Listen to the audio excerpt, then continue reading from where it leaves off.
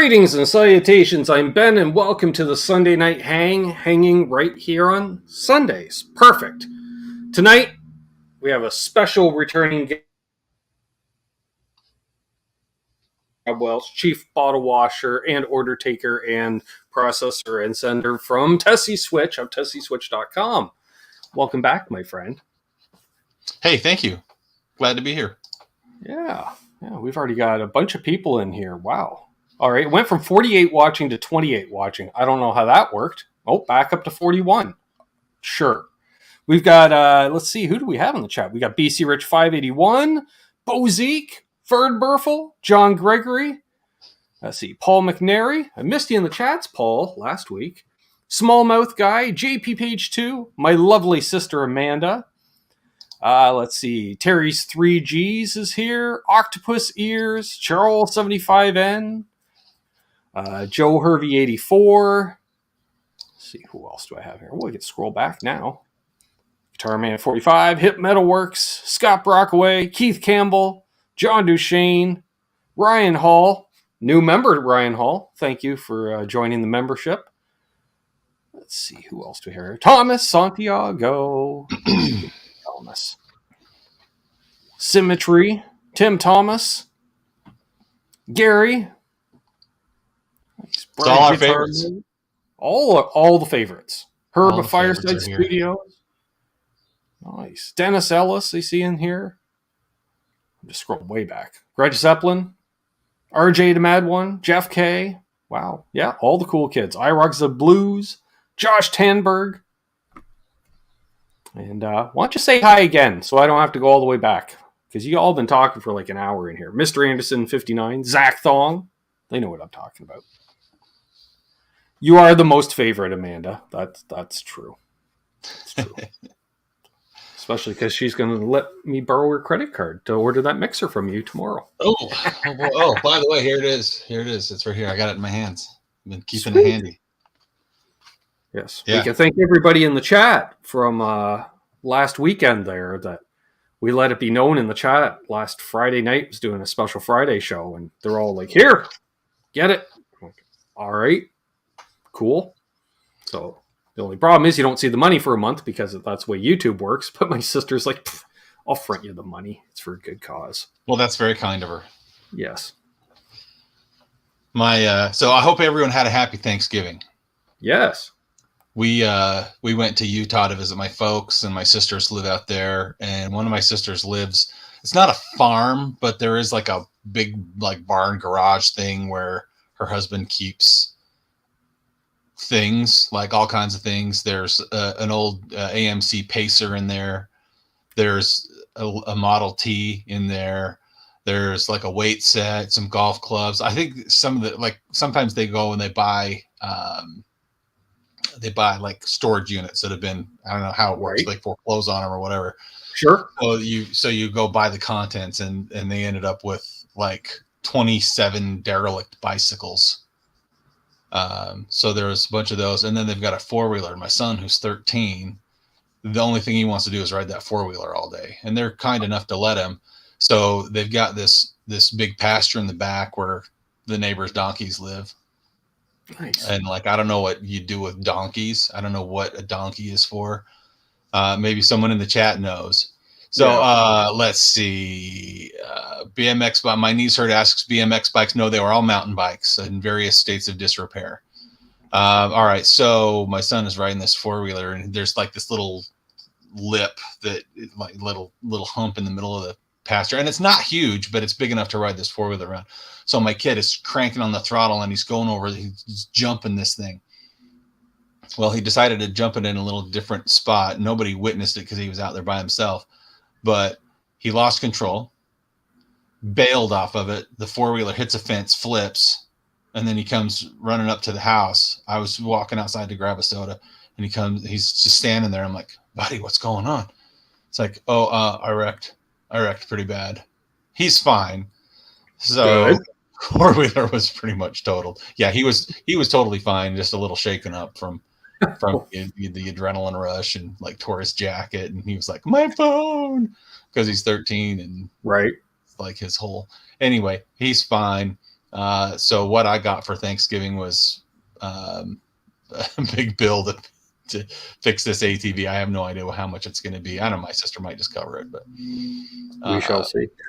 You know what? Yeah, apparently, Bird Buffalo says I it's used my responsibility to fix it either way. So true. He says he used donkeys to guard his goats from coyotes. Okay, so what if there are no other livestock around? Other than these being donkeys are just hanging very out personable. in this field. So just other than eating grass, that's about it. The same way you would have goats or sheep or anything like that. I don't know. Yeah, I don't know what you do with donkeys. Used to use them instead of a tractor, but then we got tractors, so you don't need donkeys anymore because they're a pack animal. Yeah, and they're not my sister's donkeys. They just have the property in the neighbor's donkey. It's the neighbor's donkeys that my sister and her husband let hang out in there because they got all this property. They don't have anything else to do with it, so the donkeys are there. I don't know. Sure. Who knows? I'm just seeing a lot of guard donkey comments. So apparently a guard donkeys, animal. Sure. Why not? Sure. I mean, if that's the thing, if that's what they're for, I honestly don't know. I'm a city boy. Yeah. City boys don't know nothing about no donkeys. I grew up in the country, but both my folks are city people. So, I'm basically country adjacent. Sure. I can see it out there. I don't interact with it. Right. Because what I tell people outside is when our sunburns happen. So, yeah, it's just, yeah. I just know it snows a couple times a year when all the farmers lay down their manure. So, yeah, there we are. Let's see here. Bozique says, Ben, being that it's Canada, you can hire a wolverine to protect the livestock. They're pretty vicious. Yeah, they are. They're very, very, very vicious. But would a wolverine be as much danger as help? I don't know. No, because they're pretty much top of the food chain. That's. Oh, thank you, Andy Carson. I will definitely do something nice for Sis for fronting the cash for the mixer. I appreciate that, my friend. So what have you been up to? Just, doing YouTube, having fun with that, What's the last piece of gear you picked up? The last piece of gear I picked up is a VHT amplifier back here. Oh, I saw that. I saw that last week when I was watching the show. Yeah, the Special 6 Ultra. And then what do you think? I like it. Takes pedals well, and it's the first time I've used an amp in a long time where I'm relying on gain out of it because it's only 6 watts that it will break up. So it doesn't work as a pure pedal platform and able to keep up with the drummer, but crank the piss out of it. So how much VHT history are you aware of? Very little. I believe that Mr. Fryette started the company and then sold it to a concern of some kind, which shrewd business deal. Because my understanding is he sold the name, but they didn't buy any of the designs to go along with the name. That's right. That's dumb. Why? I don't like if I'm buying a manufacturing company of some kind or a design company, I want the designs to be able to keep making them. And I'm trying to, because I worked for Steve Fryette for about a year. Right. And I'm trying to remember because he did tell me the story. What's up, Nelson? But now it's been so long ago. So I'm trying to remember, I think it was kind of a licensing deal that went wrong. And they ended up with the name VHT. And then, he started just using his own name, Fryette. So he still has all the, the Pitbull and the Deliverance and right. Those are, if you find them, they're like the holy grail. Right. I think everyone who's ever used a Fryette amp or one of the older VHTs will tell you that that's kind of the end of your tone search. Mm-hmm. Because what do you need beyond that? So, in fact, Fryette has an amplifier called the Ether, AETHER, the Ether, that is, it's a speaker cabinet, but the power and preamp section is in it's not a head, but there's something like in a breakout box. Like it's almost like a head in a cabinet, except for that's not really quite what it is. Because there's some components in with the speaker cabinet, and then some components that are in like a breakout box. Okay. He can only build maybe like 5 or 6 of them a year. They're all hand wired, made in California. They are like $5,000-$6,000 a piece. Sure. So they're not cheap, but Dave Friedman, who's been friends with Steve Fryatt for a real long time. Sure. So and they do a lot of work like on the synergy stuff. They work a lot together on that. And anyway, so Dave Friedman comes over and he plays the ether, and he's like, Steve, this is the best sounding amplifier I've ever heard in my life. And the way it was told to me was that it wasn't like just, patting you on the back, good job, buddy. It was like, I need to figure out a way to get one of these. So pretty high praise coming from a guy like Dave. Well, I just pulled the jerk move. I walked into a music store and I said, I want a light amp that can keep up with the drummer. Well, and that's the thing is those VHTs, while not really at all related to the original, aside from just having the same initials on it, they're not bad amplifiers. No, they hand wired. They do what they do, and they're good. Low whatever. wattage amps. They got a decent tone, and it's got a built-in attenuator. It goes down to half a watt. Sure. So you can. And the nice thing about that, and what I love to do with my amps, but it's just never, it's never practical to do so, is that, and I think that it's similar with these VHT amps as it is with the Fryatt amps, but the real gold is in the breakup in the power section. So you really got to crank it up. I mean, Marshalls are the same way. Vox amps are the same way. But and that's my first time really getting into doing that. I'm like, because as I attenuate, I'm twisting knobs. I'm like, okay, now that's more of the power section distorting than the pre, and going back and forth. Oh, okay. Yeah.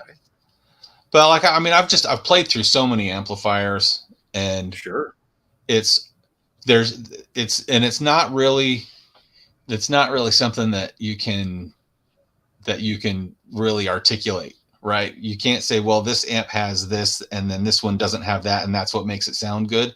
But like, there's good sounding amps, and then there's those amps that they make you want to play. Then you don't want to stop playing just because you just love the way the guitar sounds through that amp. Right. And and Paul Ewing saying VHT, some of the original Ampeg guys were involved with that too, which explains the good power section. Sure. Okay. Of the ones that you've got there, it'd probably be the original ones that like the original Ampeg guys. Huh. I'll take Paul's word for it. He seems to know stuff. Sure. Yep. Nice. Yeah. Got a good crowd in here. I don't have enough background information to argue, so there you go. I did see an amp question earlier. I'm just going to scroll back. Let's see now. Y'all are talking a lot. Okay, that's fine. Let's see. Thank you, Terry, for posting links to Rob's stuff, and definitely check it out. I was browsing the Tesi Switch website today to see if I needed to add anything to my order first. And I thought, nope, not my credit card. I'll behave.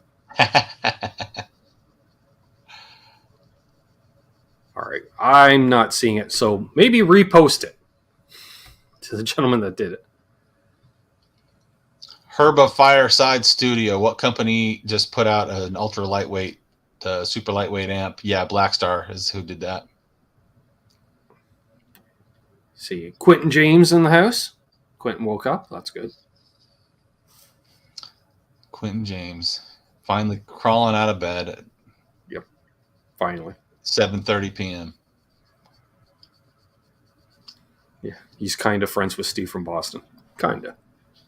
For now. For now. Nice. So how's the music side of things going?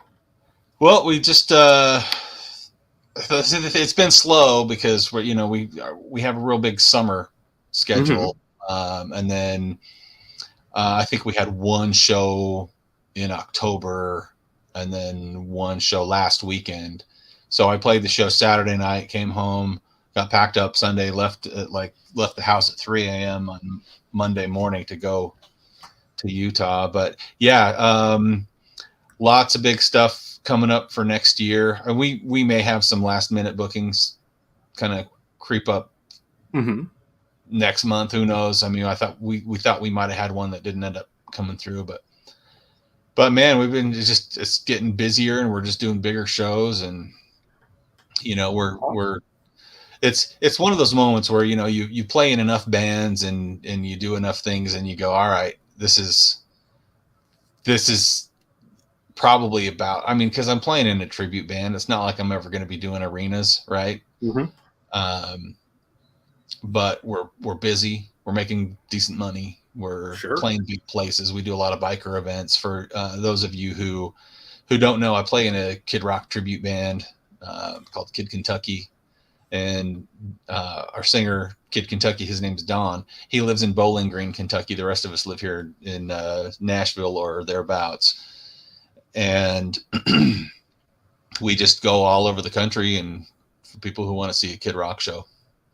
And it's a lot of fun. It's a blast. There's, you know, I mean, every kind of person that you could imagine coming up in the crowds. We got.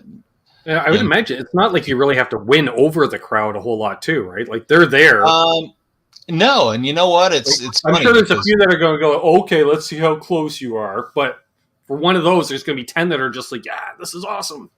Well, and you know what? After the show, when we talk to the crowd, I always ask them, like, have you seen Kid Rock live? And I talk to a lot of people that are like, yeah, I've seen him 3 times, 7 times, 13 times. And people have seen Kid Rock in concert, and keeping in mind that, you know, we're a 5-piece band and I'm playing 2/3 instruments and singing.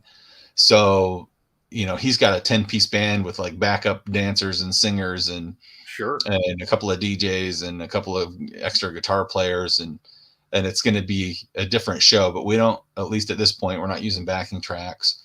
So we just got to go up and we just got to put on a good rock show. And when I ask people that have seen Kid Rock, so how do we compare? And they go, man, it's impressive what you guys can pull off with the number of people that you have on the stage. Right. So yeah, that's like the best compliment right there.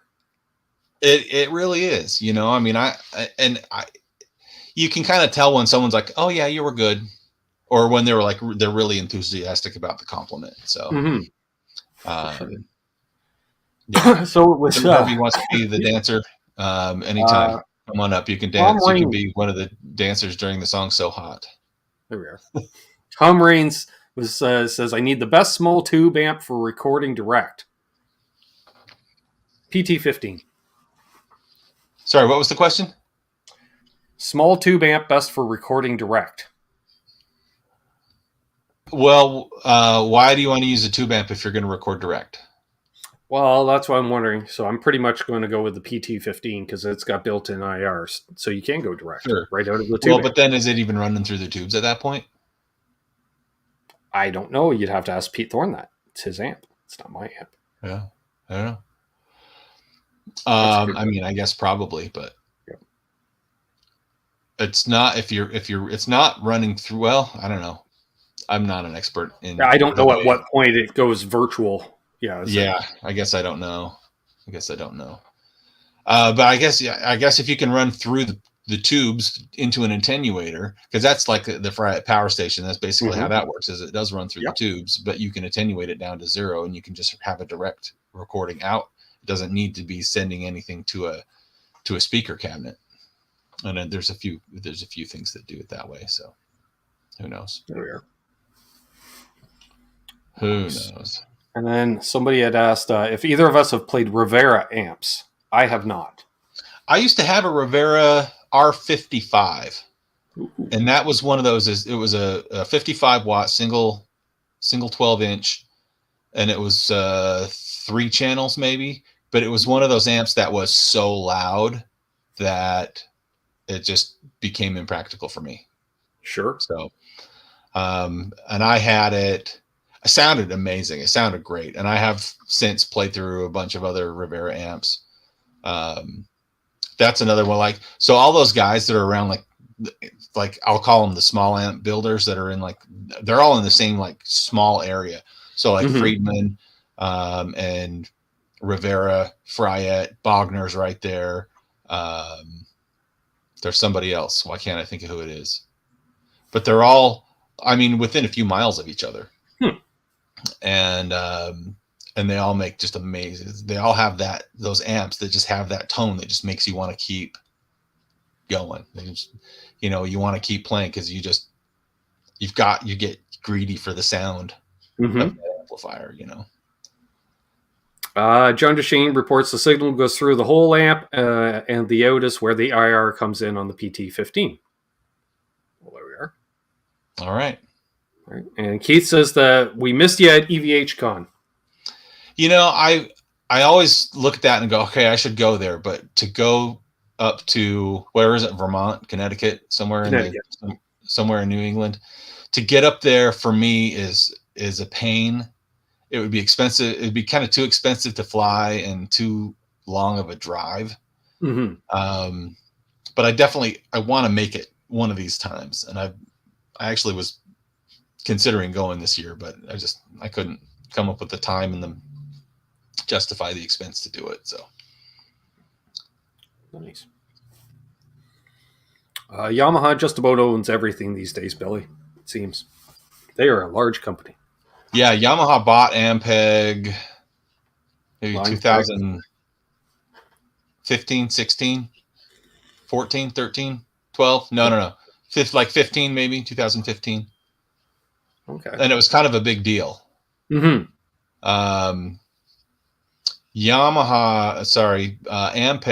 had been really struggling with quality control over the last many years, actually. And a lot of it has to do with the fact that they moved their production from the US to, you know, they were made in St. Louis, to China. And not that the Chinese factory isn't making decent amplifiers, but the problem was that they just weren't doing, you know, they weren't lasting as long as they used to. Right. And I won't spill the beans on who it is, but there was an Ampeg, a guy who, a famous bass player who was like a dyed-in-the-wool Ampeg guy, had for his whole career been with Ampeg, and he moved to another brand. And I had the chance to ask him, I said, so what happened with Ampeg? And he says, well, it's, it had nothing to do with the way they sound. It's just that they were breaking down on me. I'm going on tour all around the world, and they were just breaking down way too much. And you can't have that on the road. Can't have that on the road. And he said it was hard to get replacements. It was hard to get repairs. And when I did get replacements, it's like we never knew if they were going to work or not. So, right. So I think that Yamaha probably has fixed a lot of that up, but I'd imagine so. Yeah. Certain parts and certain components you just can't cheap out on. Some of them you can, some of them you can't. Well, I don't even know if it's like the cheaping out on components, because what will end up happening is that it'll just be, the build quality. It won't be the components. It'll be like putting the wrong part in the wrong spot. Like it'll be, very likely just like a cold solder joint or something that or like something like ground arc something somewhere else in there. I don't know, but of all the things that could go wrong, apparently they ran the gamut. So there we are. Yeah, because look at what Yamaha has done pretty much with everything else. Like look at what they've done with basses and guitars. Acoustic guitars is a perfect example. They make guitars out of really like the cheapest materials that they can buy. But they're good guitars. They've got the most advanced and highest quality manufacturing techniques. And I've always been a fan of Yamaha acoustics, like right back from the ones in the 70s. And they had the cheaper ones, and then they had some higher end ones that sounded amazing. Yeah. And they're doing the same thing with like their basses. Their basses are incredible. I think that their guitars are probably it's one of the saddest stories because they're incredible guitars. And I think people, just because it's not a Fender or a Gibson or an Ibanez, that they don't necessarily look at it and think about it. But, you know, I mean, I guess it would make a big difference if Guitar Center had them in stock. And, you know, whatever you guys think of Guitar Center, love them or hate them. I mean, it's pretty true that whatever happens at Guitar Center kind of leads the way for the industry. Right. So, yes, Keith, that was fun having you on the other night on the NASCAR podcast. People should check it out if you're a NASCAR fan. We had guest Keith Campbell doing a season recap. Half-hour show that went the better part of an hour and a half. Perfect. Well, there is Sweetwater if you want stale candy. Just saying. Stale candy. They've got to go through so much of it. I can't imagine that it would get stale. They just choose stuff that comes off the line stale, I think. Yeah. Because it's like those peppermints, a bit of honey. What else? What else have I gotten in there? I don't know. Oh, Necco wafers. You know, doubles as chalk. Yeah. I remember when I was at Sweetwater for their event, they had barrels of candies. So I snagged up a bunch of the little packs and stuff because being a Canadian, we don't have half those candies here. And it's just like, okay. Yeah, but you've probably got your own awful candy to choose from. Oh, we do have awful candy too. It's just usually I see it for Halloween. Circus peanuts. Billy Baloney, circus peanuts. That's great. I believe Guitar Man 45 has a large box full of Sweetwater candy. I can't. I just kind of toss it. Presley's? I might eat the bit of honey, but anything that says black licorice on it can go straight down the toilet for all I care. Oh, I'll take those. Oh, no, don't say that. I'm losing some respect for you, man. Well, you know, someone's got to have them. My dad eats the worst candies. When I was a kid, he used to travel. He was in the auto industry, and so he'd travel to like Germany and Sweden and stuff, and he'd always come back with the worst. He'd be like, "Hey, check out this candy," and I'd eat it. I go, "Oh, it's so bad." Where's the sugar? There, yeah, no, but it was all like licorice. It was all licorice based. It was all anise based. So bad. They have Sweetwater has 20 industrial skids of candy packages laying around. Just ready to go. All right. Well, 20 industrial skids. That's a lot. That's a lot of candies. That is a lot. Yeah. For you guys who like. Yeah, New Jersey says my dentist recommends Sweetwater. Right. What's salt licorice? Old people candy is awful. Oh, the rib. Hey, Billy, my aunt, when I was a little kid, I used to go to my aunt and uncle's house, and she had one of those glass candy dishes that had the ribbon candy, and they were all stuck together. So you try to get one little piece, and the whole thing had come out. I really don't want to commit to that much. No, it's so we'd just like get a spoon and break it off. That works. You know, when you're a kid, you do a lot of things for candy, even if it's not good. It's true. Gary's been waiting for a Yamaha Rev Star for over 6 months. Wow. Now they're saying April. Wow. That's a long time. You know, that's something about like, I haven't bought a brand new guitar maybe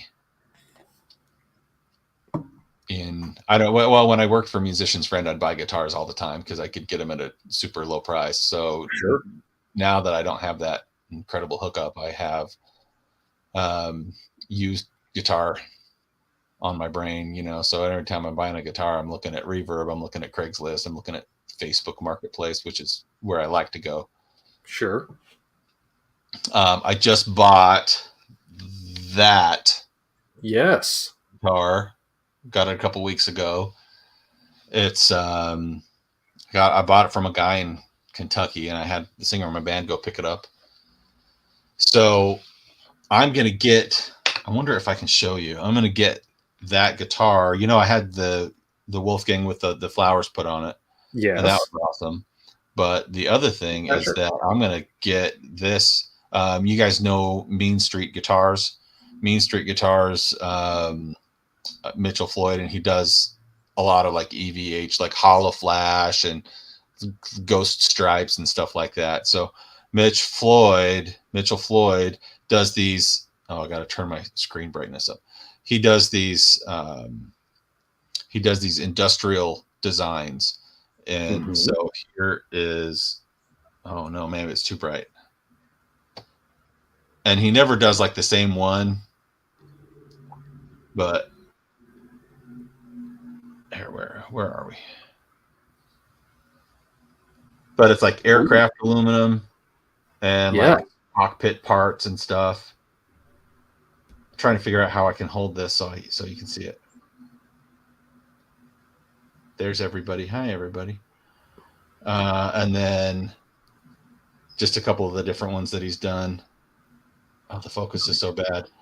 I wish you could see him. Anyway, I've asked him to do some work on that one, and it kind of sucks because that guitar is flawless. I bought it used, of course, but it's like the guy bought it and then played it like twice and then put it back in the box.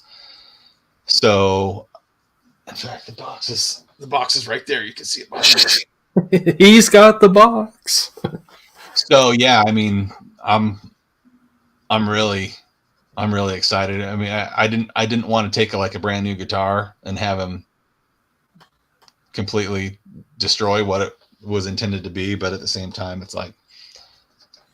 The thing is, I would probably never play that guitar. Where is it? How come I can't point it? That guitar. I would never play that guitar really live, but I'd play the one with the aircraft aluminum on it and bang my knuckles up and destroy my hands and get beer in it and sweat and all kinds of make it all gross. Fun stuff. That's the point for me of having a guitar. Exactly. I went out to when I was in Utah, I went out to a bunch of guitar shops that I used to go to when I lived there. And something really weird happened, Ben. Mm-hmm. I walked out of every single one of those shops thinking, okay, none of these guitars are really speaking to me.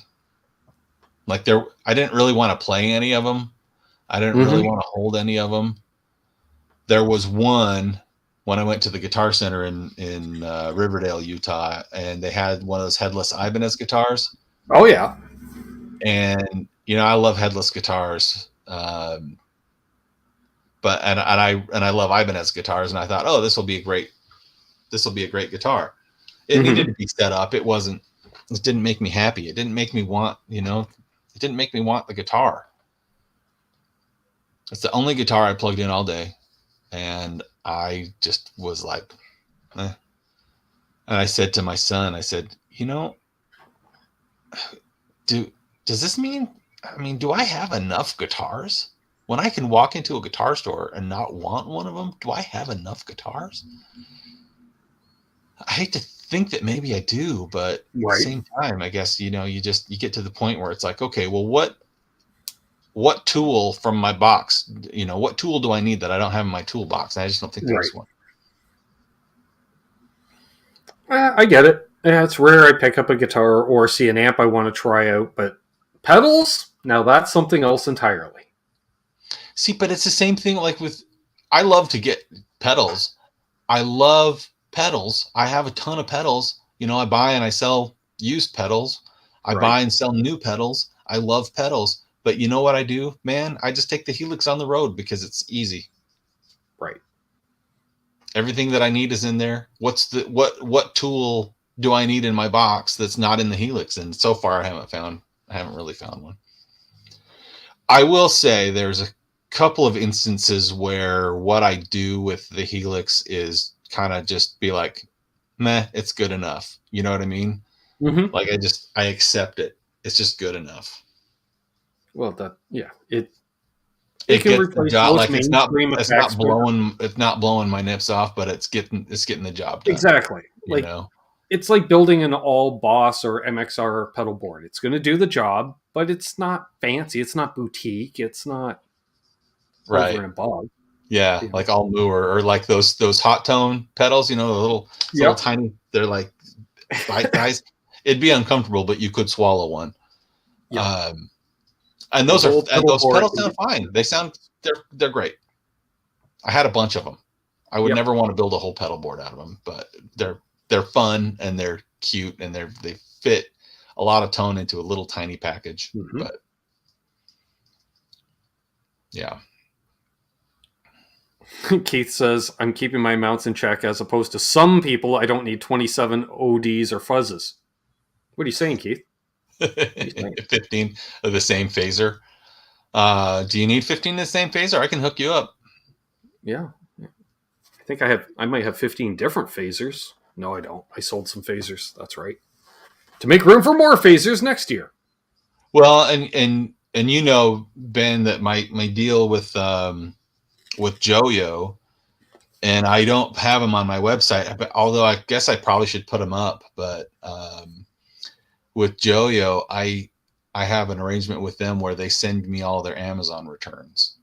So when you go to my Reverb page, Mm-hmm. all the Joyo stuff I have is all, you know, whether it's mint condition or otherwise. But I'll tell you, like, most of the stuff that I get is, you know, with the box, with the manual, it's clean. Sometimes I got to take Velcro off. Sometimes I don't. Usually I don't.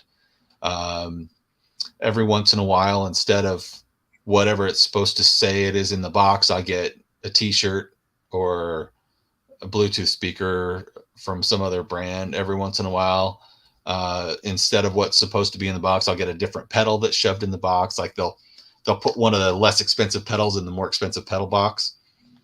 And then sometimes I get empty, like the maximum overdrive box will just be empty. The XDI box, it'll just be empty. So yes, clearly people aren't always upstanding when it comes to doing their returns on Amazon. It seems like it. Yeah, But it seems like somebody that's accepting the returns isn't bothering to check either.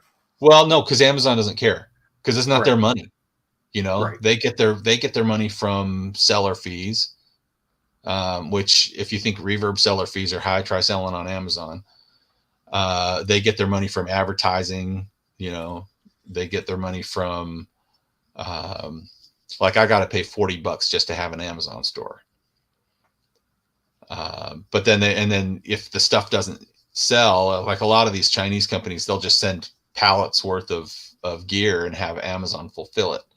Well, if the stuff doesn't sell, then Amazon starts charging warehousing fees after a period of time. So sometimes I get that stuff back. So it's always interesting, but I get so much stuff like every day that, you know, and it kind of runs the mix of, you know, everything from like the cheap guitar pedals to, you know, like the DC 15 amp. It's a little 15 watt battery powered amp that has a bunch of, you know, those are great amps. And they run along to pretty loud for a battery powered amp, you know, 15 watts, but it's got a drum machine built in there. So you can just run a metronome or just have like a basic drum beat going behind you. It's got a foot switch so you can turn it on and off. I mean, it's a cool amp, and they're, you know, I mean, I don't know what they sell for new, but I sell them for like $160. And for all the stuff that it has, and it's a bargain. What's up, Mayhem? So yeah. The K-line returns. Scott Brockaway, I've gotten a couple of K-line pedals from that were in like a Joyo box. So, and they're not bad. I mean, you got to figure these guys are making pedals for kind of everybody else anyway. Yep. Had a couple K-line pedals. There are a lot of electronics factories in China, but like Joyo is a big one. They do a lot of contract manufacturing. Yeah. Yeah. Yeah, you may see 10 different manufacturers on Amazon, but they're all made by Joyo. Well, I mean, I don't know if they're the main one, but they do make. It's pretty much what they'll do is like I don't know. I can't tell you that this is what's happening, but they would make pedals for Fender, or they would make pedals for, you know, like someone who's not really a pedal manufacturer. Mm-hmm. I mean, I can't tell you if they do or don't, but make like the Moore pedals or the K-line pedals or whatever. I don't Right. know. Because that's not It one seems of like those. whoever's making the mini ones, they're all making the same ones. They just put a different silk screen on them. Yeah, pretty much, yeah. Because you can tell where the components are placed, because that means the circuit board's all the same, and it means yeah. I know I've showed you, but I don't know if you guys have ever seen. I just happen to have the shipment that I just received like the day before I left for Utah. But this is the 68 pedals. Oh, yes. I gotta unwrap all the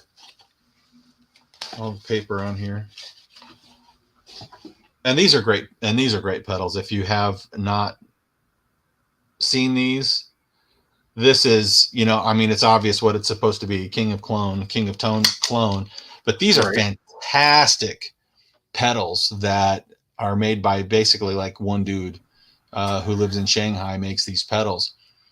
But he's painstakingly gone through the circuit board, had it recreated. He gets top quality components and he hand wires it. So tone, like you can go to my Instagram and you'll go back far enough and you can see the comparison video I did with this and the original King of Tone.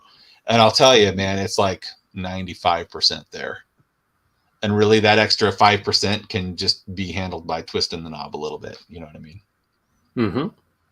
So what's up, Doug? Very, very cool pedals. Yeah, I was looking at those today, in fact. I was like, oh, yeah, right. And I heard my sister going, no, just the mixer. I'm like, all right, just relax.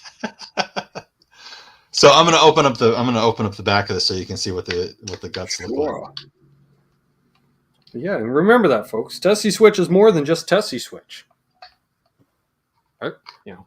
I've decided to co-opt, Tesi Switch like Kleenex. I refer to all tissues as Kleenexes. All kill switches are Tesi switches, but not all kill switches are in fact Tesi switches. That's true, and I'll tell you where it comes out is when something goes wrong with the switch. Mm-hmm. And you know what? You wouldn't think, and honestly, with as many switches as I've sold, I haven't had a whole lot of issues. Way less than 1%, probably like 0.1%, maybe not even that. And most of those could be chalked up to user error. But I will tell you that what do you do when you spend $6 on a switch from, so interestingly enough, so All Parts has had their little red button with like the silver bezel on it for a long time. And I can't tell you how many people have called me or emailed me and said, hey man, just please tell me your switches are better than this one, because I used it for about 3 months and it crapped out on me. And I'll tell you, yes, they are better. But interestingly enough, All Parts recently just placed a big order from me, and they're going to be putting my switches in their catalog. Nice. So yeah, it's very cool. All right, so see if you can see this. This has, and some of the things to note that are different. Sorry, I'm trying very hard to get this up with the camera, but you'll see over here, there's a little switch that switches from high normal gain to high gain. Sorry, let me get over here. And it's just a little switch. And then you've got, I wish this could focus close up. That's annoying. Then you've got the dip switches here. This is exactly the same as the King of Tone, where you've got 1 and 2 for each side. And one of them is overdrive and one of them is distortion. And then when they're both, I think, off, then it's just a boost. But you can still get good gain out of the boost. But here's one of the tricks, and this is something that I asked for special, because these are these gold I don't know what the brand is, but these gold capacitors that are in here. And I know those capacitors. And you know what? I have had so many King of Tone pedals. And I've had them with that capacitor and without that capacitor. They don't always use those capacitors in there. And I have one of those capacitors in one of my LPD pedals because it needed 4 and he only had 3 of his regular ones, so he had to use one of those for the 4th. And I swear it makes a difference. And you know what? I had the first batch of pedals that I had that the guy at 68 Pedals make for me had the gold capacitors in them. And then the next batch that I got had the blue capacitors in them, which is probably what you've got, what the other 3 are, right? Mm-hmm. And I can't tell you that I can hear the difference. I don't know that I've tried to A/B them, but I had a customer who bought one of the pedals from me. He was a local guy, so he came and picked it up, and he got it home, and then he called me up a couple weeks later, and he says, "Hey man, so your website shows the gold capacitors, but the one I have has blue capacitors, and a buddy of mine has the one with gold capacitors, and man, it just sounds so much better." And I said, "Can you really hear the difference?" He's like, I thought I might be crazy, but yeah, I can really hear the difference. So I told him, all right, I'll make a special request for the gold capacitors next time. So that's what I'm getting every time now. So that's exciting. Mm-hmm. It's weird little things like that I get excited about when it comes to pedals. Anyway, and then 68 also does a clone, like a Centaur clone, but it's a small box case, and then a Kingtone Duelist clone called the Thunderdome. Nice. And I'll tell you, the Thunderdome is an amazing pedal. Analog, as far as Analog Band being a marketing genius, I don't want to say he's not, but I think that he kind of stumbled upon the formula when he just couldn't fill pedals fast enough. Mm-hmm. You know what I mean? Yep. Because that builds up mystery about it. Like, well, they got to be good if there's a waiting list. Well, yeah, and it's like five years and growing for a King of Tone these days, which doesn't bother me because I have 1, 2, 3, 4. See, I have 7 of them right now, and I'm going to try to get $1,000 each at least for them. Nice. So, yeah, I mean, it's fine. It's fine with me. I mean, I just was going out every time I could find one for less than a certain amount of money. I just buy it. And are both those switches on each side for gain? Yes, Keith, they are. They are. Hey, listen, I gotta put myself on pause for a second. Okay. So speak amongst yourselves, and I'll be right back. Okay. We can do that.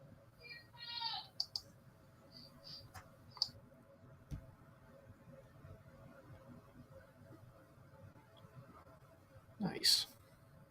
Sir Lawrence of the Pedals. Good to see you. So, fun story about Lawrence. If you guys checked out the Monday show there, I was mentioning I went over to the Long McQuaid, took a couple of LPD pedals in there for a buddy to try them out. Excuse me. Got a message from the buddy on Friday saying, can't stop thinking about him. He says, I need a Soleil fuzz in my life. So, apparently Lawrence was able, he found some parts laying around, and he says he could cram them into a box to make a one-off for the guy. So, he's happy. I think he's happy. Gary Davlin, superfan Gary Davlin. Good to see you, Gary. I got a couple Klon KTRs before they went up. Nice. Now you could sell them and buy a car. Maybe not a nice car, but you could buy a car. Decent car. Nice. Any love for P100s? I don't know if I've ever played. No, have I? P100s. If they're the humbucker sized P90s, I did try some. Oh, Rich had some. Has or had in his electric 12. He puts them in.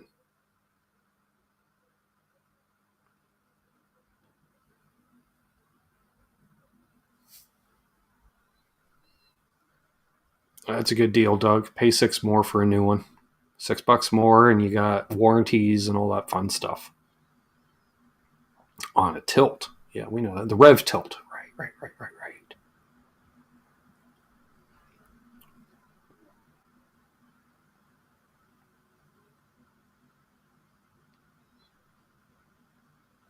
Billy's gone virtual apparently with his amplifications. That's fine. That's fine. Go down the bottom.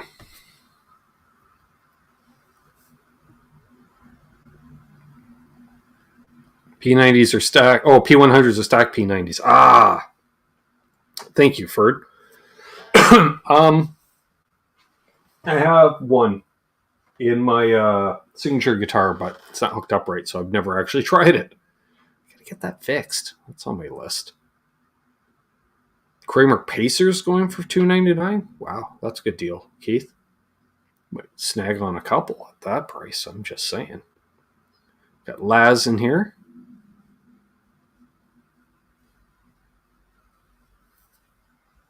I wasn't really looking for any Black Friday deals. But if you snagged on some, definitely mention it in the chat. Because, I got the guitar and the amp in October, so that's my gear budget for the year. Well, except for the mixer coming in. So there is that. Oh, by the way, 1 week from tonight, Sunday Night Hang, featuring our very good friend and fellow community member, Dr. Fabric Top himself, Charles 75M, will be joining me. Likely talk about fabric-based guitars, probably. We could also talk about the fact he's setting up infrastructure in the garage at this point. Yep. So that'll be fun. Of course, tomorrow night, Canucks of Guitars live Q&A show. Don't know what we have for videos yet this week. I gotta shoot some videos. I think I have a pop video saved on my phone. Could be wrong. Probably am.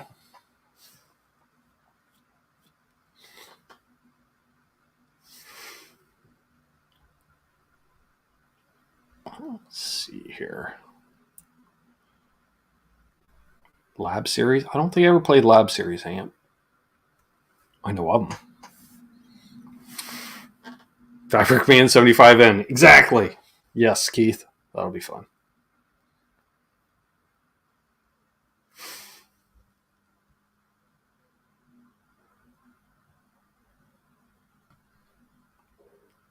Doug Strong's talking boutique amps because he's got boutique tastes. That's fine. Oh, next week is Guitar Man 45's birthday, so buy accordingly for gifts. That'll be next Monday. Not tomorrow, but next Monday. Okay.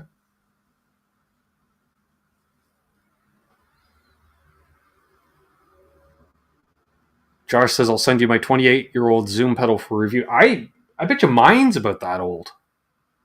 Maybe. My sister asks, Ben, what pedals do you have your peepers on? The Earthquaker Phaser, although it's not stereo. I'm really kind of looking for stereo stuff. Modulation situation. Need a flanger. We got to figure out a flanger.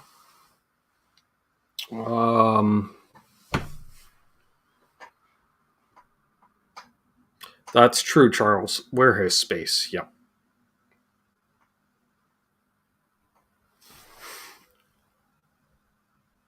GFX 707. I don't remember what mine was.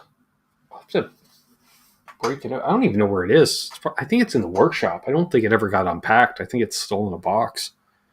with my piece of rack gear, my single piece of rack gear. Well, that's not true. I have PA system stuff. That's all rack. The power amps are rack. The only non-power amp rack piece of gear I have. How about that? Never go wrong with an MXR 117. I don't know by numbers, Keith. I don't know what that is, but I'm going to guess it's the Phase 90. Do we know when the guitar wrapping will start? I have a non-dedicated telly body to try. That's good. That's a good question. What's up, Dean? Good to see you.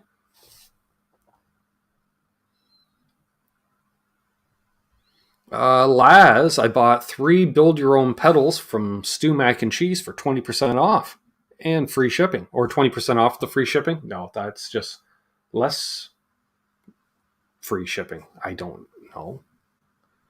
That's cool. Curious how that works out. Definitely need to get a flanger.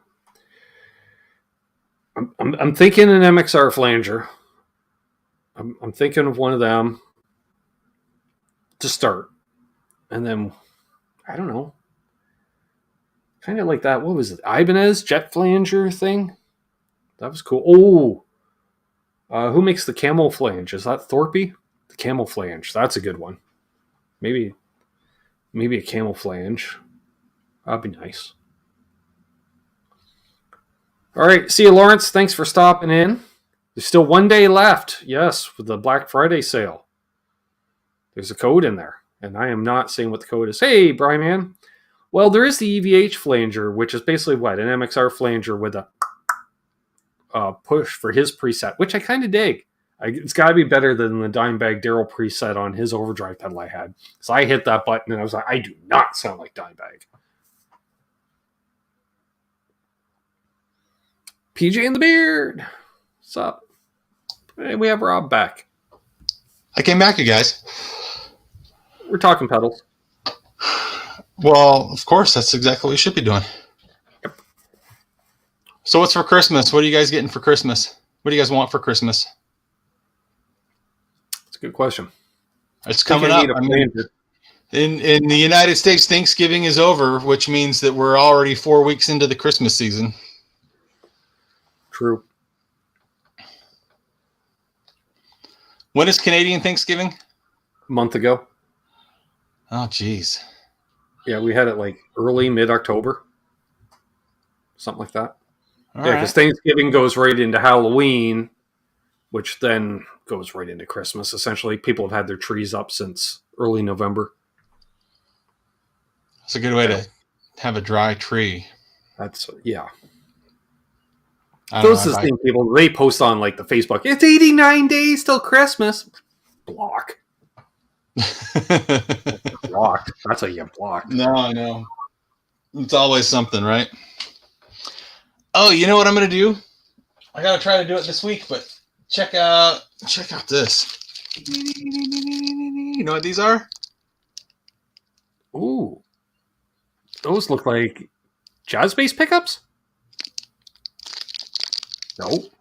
These are the new DiMarzio Relentless jazz bass pickups. Ah! All right. Hey, I was surprised I got jazz bass. I'm like, I know that shape. Where have I seen that before? Yeah. So they're gonna go into this. How cool is that gonna look? Look at this. That is gonna look so great. Oh, that's gonna look badass. Oh yeah. And I'll tell you what I'm probably the most excited about, aside from, of course, the tone that's gonna come out of these things. But these have like a rounded corners on them. I see that. Which, if you're a fingerstyle player, you rest your thumb on the pickup and then play. And part of my whole life has been being annoyed by the sharpness. Because it hurts your thumb after a while, you know. And these will not have that issue. I get it.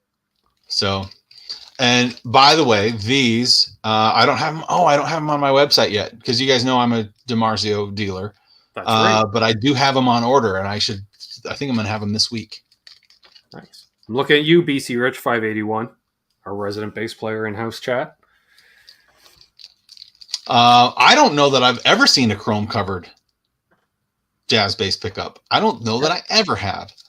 No, And I black, unless somebody did some colored covers back in the 80s or something for like I Billy don't. Sheehan. I mean, maybe. I'm not saying that it's never been done before, but I've never seen it. No. And then you can get them in black or gold also, and there's still the metal cover. And what Larry DiMarzio has told me about these. I just thought to myself, I don't know if I've ever seen a bass with gold hardware. Gold. Yeah, I've seen with gold hardware, but never the pickups. Right. Wow. Bass players, they just don't care. I'm just thinking, like, yeah, everybody has black pickups, generally chrome hardware. Yeah, I've got a couple of basses out here, and it's all just like a black plastic pickup. Yeah. Yeah. I'll bet EMG did something. I'd have to look it up, but I'll bet EMG did something because they kind of did some interesting things with chrome and gold covers, starting with. It says old Lados. Okay. Well, yeah. Old Lados had gold hardware. That's right. The old ones that were when they were kind of like a BC Rich. Okay. So yeah, but Larry DiMarzio says these pickups have the highest signal and lowest noise of any pickups that they've ever made, but also anything that they've ever tested. Aha! So BC Rich comments: chrome covered bass pickups are really new, super new. It seems like they started showing up a few months ago, and he has 3 basses with gold hardware. Touché. So including possibly the only in existence. He has a headless BC Rich bass. Oh, really? Interesting. Yes.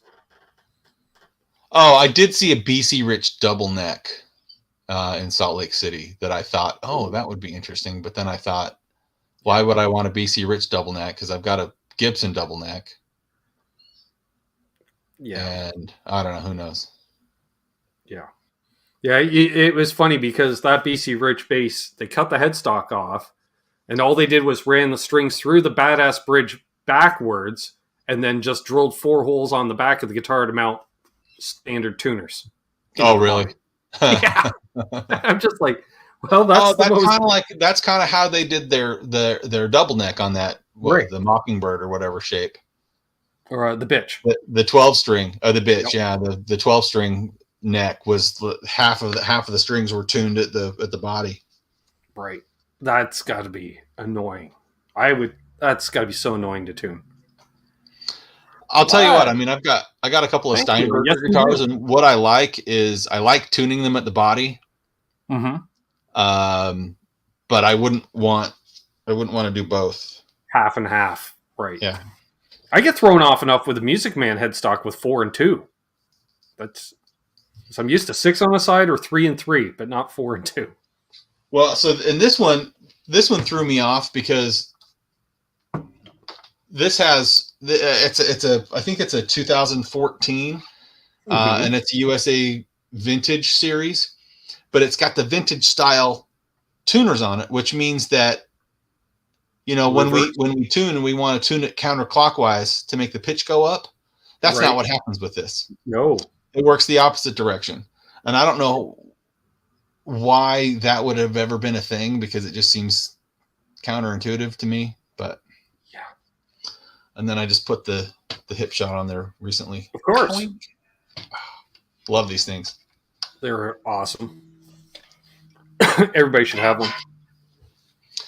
Yeah, and this bass is really like the first Fender bass that I've ever picked up and was like, oh yeah, I like that. I'm gonna keep it. Hey, Andy.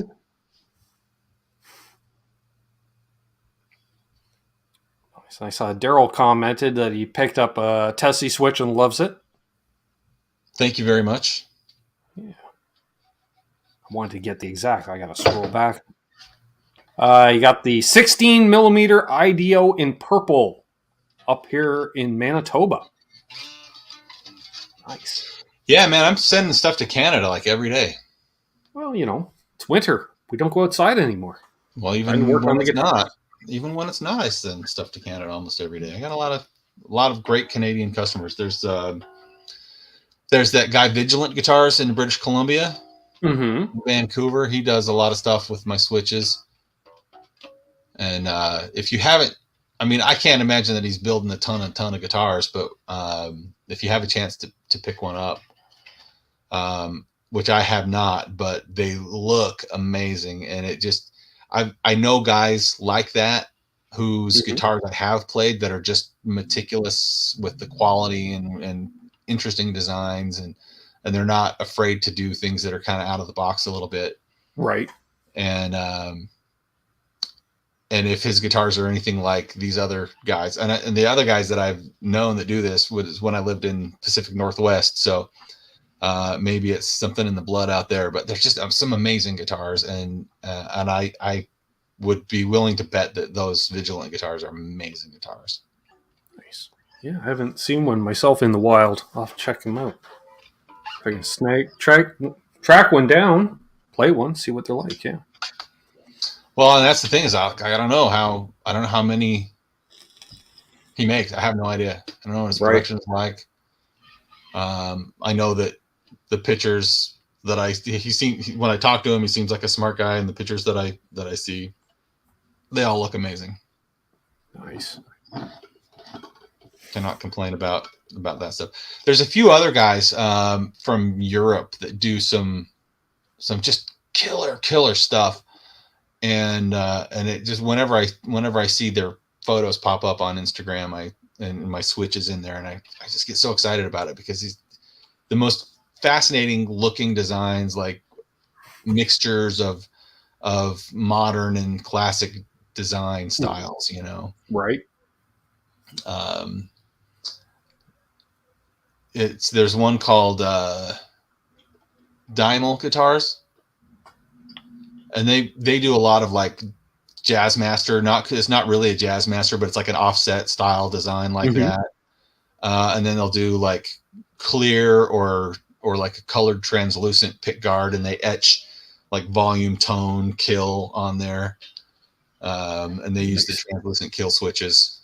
They use a lot of those. Just incredible designs. I mean, I can't even describe. Go find them. Diemel Dymel Guitar Works. But if you're just sitting there like bored one day, look them up because it's.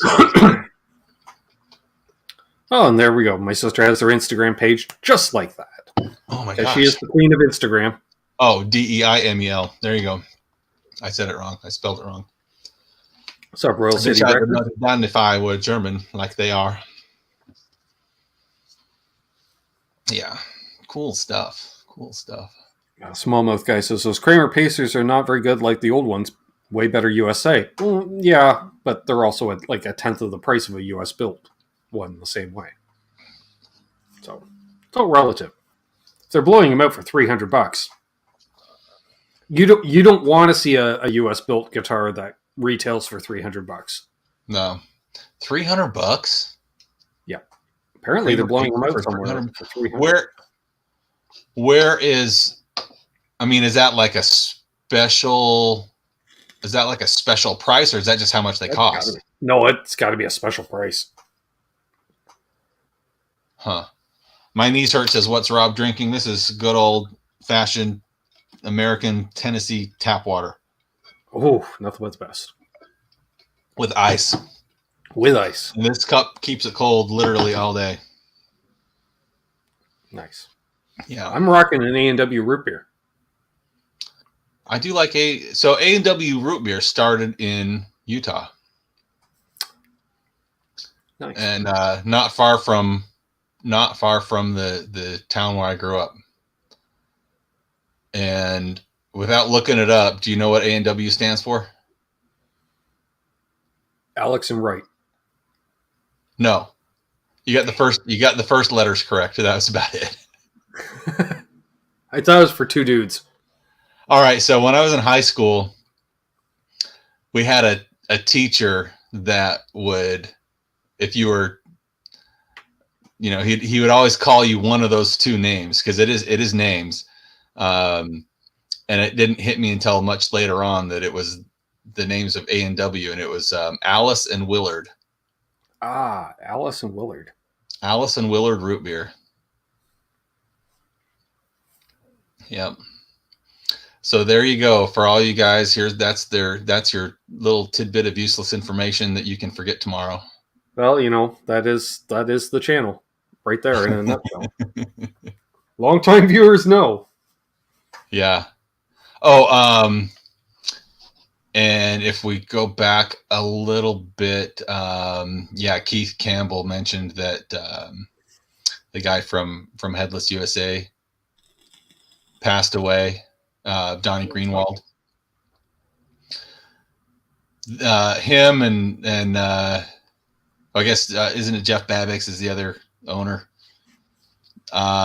Those guys have done more to just keep Steinbergers alive, I think, than anybody, aside from maybe Ned Steinberger. When Gibson bought the brand, many people may not know this, but they made guitars for a while and then just stopped suddenly, and it was kind of a mystery to everybody why they stopped. Well, the problem was that the mold that was being used to make the bodiless bodies, right, they had broken it and it was too expensive. Oh, Allen and Wright. Oh man, now so Doug Strong just totally called me out. I was wrong. It's not Allison Willard. Ooh, I was half right. I said Alex and Wright. You were, and you know what? And I was all the way wrong. I'm embarrassed. But now I know to stop telling that story. Sorry, hang on 1 second. Where is it? Oh, it's right there.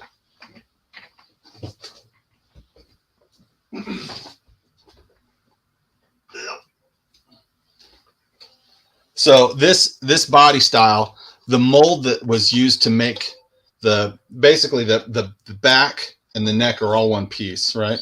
Right. And this part is just a little cap. You can kind of see the lip on it. Right. So that mold, and because this is it's like a carbon. Yeah, never trust your high school teachers. No kidding. The material is like a carbon composite, carbon and graphite maybe. So the mold broke, and in order to mold that piece, to get a replacement mold was going to be $100,000. I don't know. So whatever it was, Gibson determined that it was cost prohibitive and that they weren't going to get any more molds made. And so that's basically why the brand went away. And then what they're doing now, I think now they're not doing graphite stuff anymore. It's like wood necks. So, right. But yeah, and this is like way heavier than you'd think it should be. Let's see. I got a scale here. Anyone want to guess what the weight is? See, I would like to say 5 pounds because that would seem heavy for the size. It definitely is more than 5. Okay. Not a lot. I haven't checked that out yet, Dean, but it's on my to-watch list. Brockway says 8 pounds. Anyone else? Anyone else want to guess 9? See, Herb. 6. So far, Josh Tanberg is the closest without going over. And no, Josh, that doesn't mean you win the guitar. So here we go. The official weigh-in on the scale: 6 pounds, 12.9 ounces. Wow. Sorry, I can't. Oh, now it's gone. No, it's not gone. There we go. Wow. But I would think something like that should be closer to like 5 pounds, right? Yeah. No. Josh says, "Oh, I settled for a Tesi Switch." Speaking of which, Josh did say he loves the pickups he ordered off you there. Wait a minute. Now Amanda comes back and says, newlyweds Jay Willard and Alice S. Marriott, along with business partner Hugh Colton, opened the first A&W root beer franchise in Washington, D.C. The Marriott Hotel people. All right, so now I'm wondering. Okay, and then my knees hurt. How is it so heavy? You know what it is? I think it seems like because it's lighter than most guitars. I mean, you think about it, 6 pounds. Most guitars are going to come in at 7, 8, 9 pounds. I think because the body's so small, it's dense. You know what I mean? So it's not that it's heavy, it's that it's dense, and you don't think that it should weigh as much as it does. Because it kind of just weighs how much a regular wood guitar would weigh. Mm-hmm. Maybe a little lighter, but there's no body. There's no body to it. So who knows? Heavier than my stash, Billy. I'm due to pick up more soon. The stash is running light. Yeah. Uh, the froth thickens. Oh.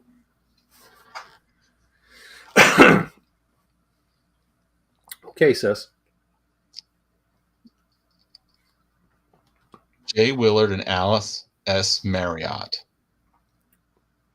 who were Mormons, by the way. Maybe that's why Utah loves A&W root beer so much. Maybe. And Marriott hotels. Who knows? Mm-hmm. I stayed in Marriott once. Never mind. I'll tell you the story later. And I have something that kind of shocked me to my very core happen over the weekend. I was going to tell you, but I don't know who's watching. I'll tell you when nobody's watching. That's fair. That's fair. Okay, we're done, folks, now. No, it's not that big of a deal. But I will say this, like, I grew up in I don't want to say it's like this, a very observant Mormon family. Maybe not the strictest Mormon family. There are definitely people that like wouldn't drink Coke, caffeinated pop. But we drank caffeinated pop in my house. It wasn't a big deal. But things like coffee, no caffeinated tea. Definitely like no beer, things like that. But sometimes I wonder where the line is drawn, because the rules that they're following were written in 1850, 1860, maybe even earlier than that, 1840. And certain things that are prevalent now are not part of their, it's called the word of wisdom. It's not part of the word of wisdom, which means, you don't drink alcohol. That was part of it. Tobacco was part of it. But then it said hot drinks, which the interpretation has come, the modern interpretation is things like coffee, like caffeinated coffee and tea. Does that mean decaf coffee is okay? I'd never heard that decaf coffee would be okay, but certainly herbal tea is fine. Decaffeinated green tea, I don't know. But, in 1835, 1840, there was not an issue with, reefer madness. There was not an issue with, there's no fentanyl. There was no oxycodone. There was, so those were things that were not put in the rule. It's not put as the guideline of the way to live your life. So I guess fentanyl's okay. Heroin, yeah. Meth was not on there. Meth is not on the list, Scott. Fill your boots. Yeah, no. Zim's guitars. Who cares about beer when you can have 20 wives? Listen, man, one is enough. Who would want to times this by 20? Ooh. How many guitars do you think you would own? You guys like Ben, you or anyone in the chat, you've watched those shows about like the polygamists that I mean, that is a crazy life. That is I can't busy. even. That's busy. That's maintenance, high maintenance automatically. You could have like the most 20 laid back, cool women in the world, but combined, that's a lot of maintenance. Well, the thing is, Ben is the kind of woman that would be willing to put herself into a relationship with one man and 19 other women is a different personality than what you just run into. right? That's true. Like, you don't know a woman like that. I don't know a woman like that. But you're really like in a situation where these women are brought up to believe that this is the way to go. Right.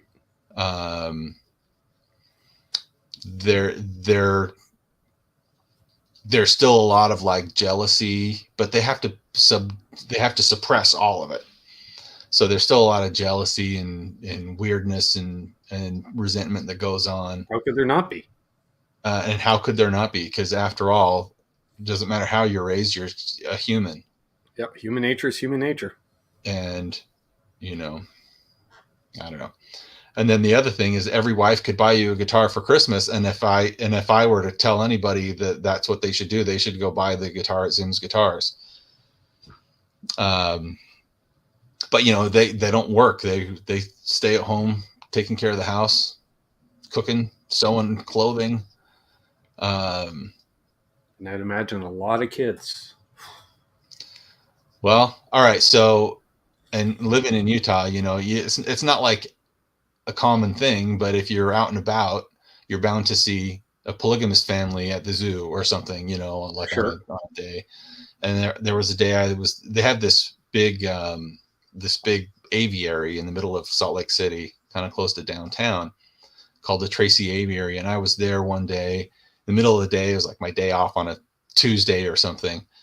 And so I go down there, and you see what looks like a class field trip, because there's, you know, 20 kids and like 7 or 8 women. Right. And then as you start looking at them a little bit more, and you go, okay, well, they're clearly something's going on, because these kids are not all the same age.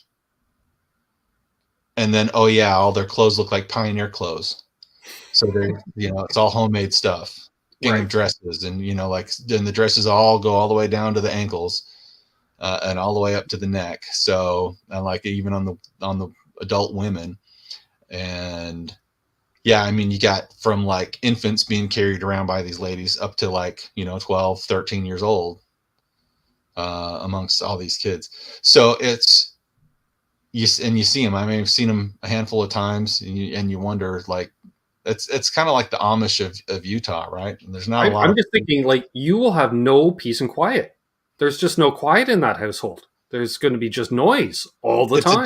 But dude, it's a different mentality, and it's a different kind of life. And so, like, these guys, they have pretty harsh rules in their house.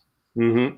And it's all, you know, I mean, I hate to use, well, it's probably the most accurate way to put it, is like brainwashing that happens not only in the house, but then, you know, they're going to church on Sunday and they're learning all the same stuff. And they hear from all the older women how grateful and how blessed they are to have been married to the same man for their whole life, and to have, you know, however many 7 other lovely and loving sister wives who are mothers to amazing children, and that they're all grateful that they can be in this calling together, is probably how they'd put it. So, Yep. No thanks. What's up, Aaron? Good to see you survived so far. He's still until Tuesday. Yeah.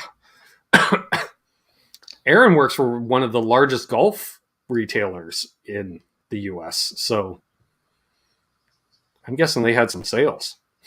oh, I bet. I hate Black Friday. Yeah, you know what?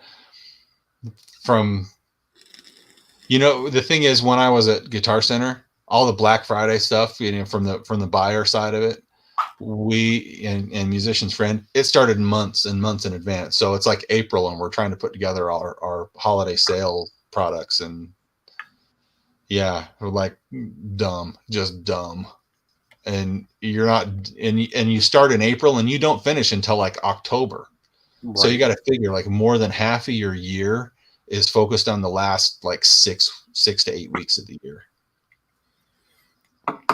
Black Friday sales were just starting to come in the last 10 years in Canada. Traditionally, our Black Friday would be Boxing Day sales the day after Christmas. Mm-hmm. All the retailers would blow out all their inventory the day after Christmas. And that was our big deal. But then it started slowly creeping in. We started doing Black Friday sales. And I remember the last year I worked retail, because I was doing YouTube by that point.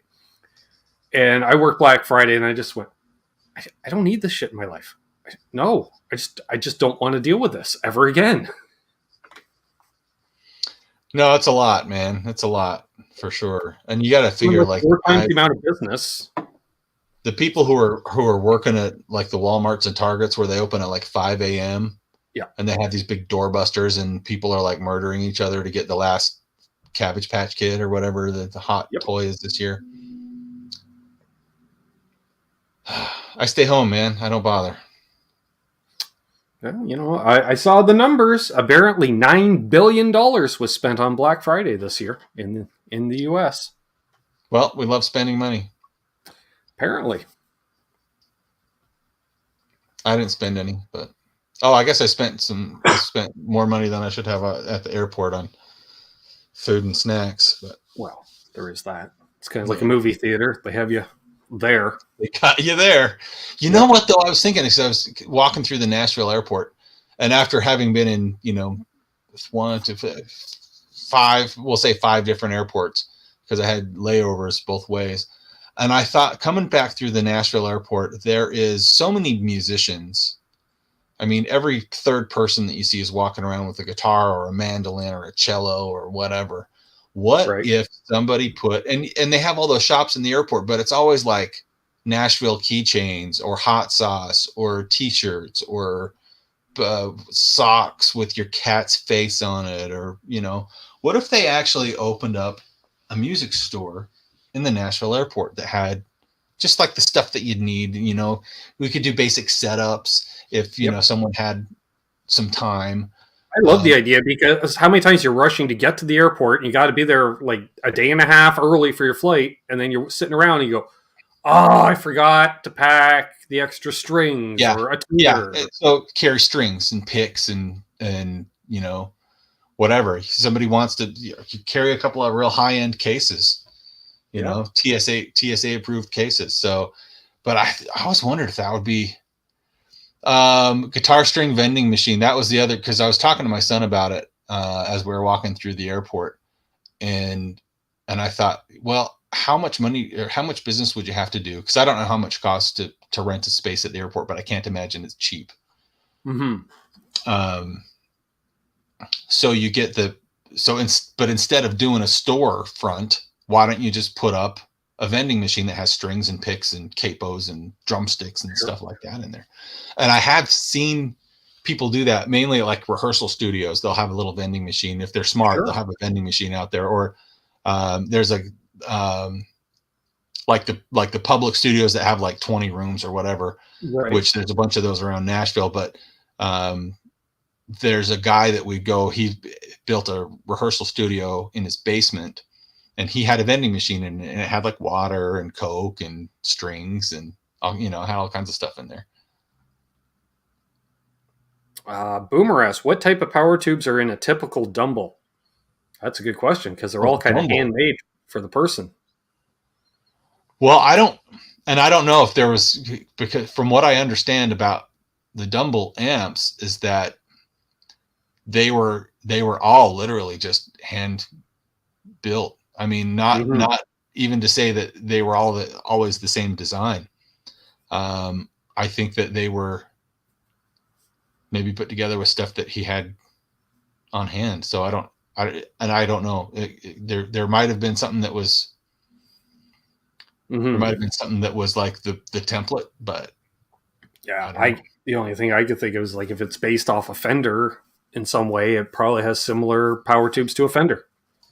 Oh, I can find out what power tubes are in a Dumble amp.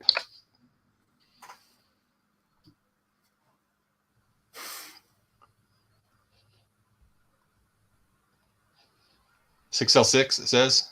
That's the one that talk about the one that Steve Ray Vaughan used, and then we have 6L6. 6L6. I'm gonna go with 6L6, Pat. I was thinking that just because every Dumble I've ever seen, I assumed was a Fender until I got up close. 6L6, Pat. But then again, I think all of the Dumbles I've ever seen were modded Fenders. when he was doing that, as opposed to his complete housing and everything and faceplates and stuff. Sure. Like, oh, silver face fender. Nope. Try again. When I was in at Carter's, I'm like, can I try that? And he went, no. I went, okay. I'm like, I'm guessing what, everybody? He goes, no, only those that notice it. I'm like, oh, okay. What do you mean? Tell that story again. You wanted to try it and he said no. Yeah, well, the amp was just sitting, like, going into the back room at Carter's. It was, like, right in the entryway, just on the floor. Like, I don't know, somebody was there to pick it up, I assume, and someone decided to move it halfway out of the place. And I saw it, and I said, whoa, that's one of these, and can I try it? And he went, no, and laughed. And then I said, well, I assume everybody's asking today because it was the weekend of Summer NAMM. Oh, I see. Okay, got it. You notice, but walking by, you just say, oh, it's another, one of many silver-faced fenders that they have in there. Yeah. Until you look closely, you're like, oh, that doesn't say Vibrolux. Oh, okay. There's so many like amp brands that, I mean, you probably have heard of them if you're a musician, but you never see them, right? Except for depending on what store you go to in Nashville, like car amps. In fact, I don't even know if I'd even heard of them until I saw them at Corner Music. How much was the amp my niece surpassed? I didn't ask. I didn't look at the price tag. I saw the Dumble name and I just went, nope. That's more money than I'll ever see. Yeah. But then, unless it's, I mean, even Stevie Ray Vaughan used so many different things. I mean, maybe that was one amp that he was using, but he didn't, he used Fender Twins. He was using, right before he died, was it Matchless? I think so. I think he had just switched over. Yeah. I remember looking at one of his big rigs. It was like, a drawn out diagram in a Guitar World or something like that. And it had both Fenders and Marshalls on stage. And it's like, yeah, you use the Marshalls for the cleans and the Fenders for the dirties. And I'm like, what? Why? I was like, because everybody else you would think would use the Fenders for the cleans and the Marshalls for the dirties, but not him. But you know what? I mean, and you've probably had this conversation with a zillion guitar players, and so have I. But when they say the tone comes from the hands, and there's a lot to be said about that. Yep. Did you see? I don't know if it was just like a Facebook video or if it was a YouTube something. I don't know what it was, but it was within the past, we'll say 6 or 8 months that I saw it. And it was Eric Johnson, and he was playing a BC Rich Warlock or something through some other. Oh no, it was a dime. He was playing a Dimebag. He was playing a Dean Dimebag, right?